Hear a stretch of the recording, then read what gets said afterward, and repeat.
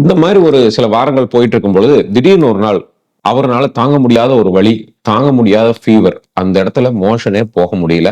Bed விட்டு எந்திரிக்கும் போதே பயங்கரமான வேதனையோட எந்திரிக்கிறார். அந்த இடத்துல கை வச்சு பார்க்கும்போது பயங்கர வீக்கம். உடனே அவங்க மனைவி கூப்பிட்டு பார்க்குறாரு. அதுல வந்து பயங்கர ரெட்டா இருக்குதுங்க. ஏதோ அலார்மிங்கா இருக்குங்கிறாரு. வித்தின் ஃபியூ ஹவர்ஸ் அந்த பெயின் ரொம்ப வொர்சன் ஆகுது.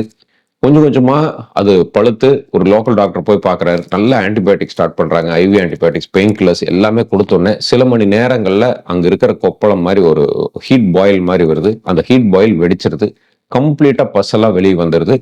அவரு உடனடியா ஒரு ஃபியூ ஹவர்ஸ்ல அந்த பெயின் ரிலீவ் ஆயிருது. கம்ப்ளீட்டா அவர் வந்து ரெடி ஆயிருச்சு. இதுதான் இத்தன நாள் நம்மளுக்கு பிரச்சனையா இருந்தது.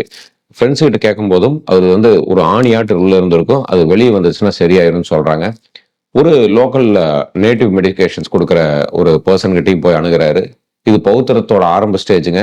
உள்ள ஆணி இருந்திருக்கும். மெடிசின்ஸ் எல்லாம் குடுத்து ரெடி ஆயிருச்சு. இனி ஒண்ணும் ப்ராப்ளம் இல்ல அப்படிங்கிறாரு. கம்ப்ளீட்டா நார்மலான லைஃப் ஸ்டைல் வந்துருது.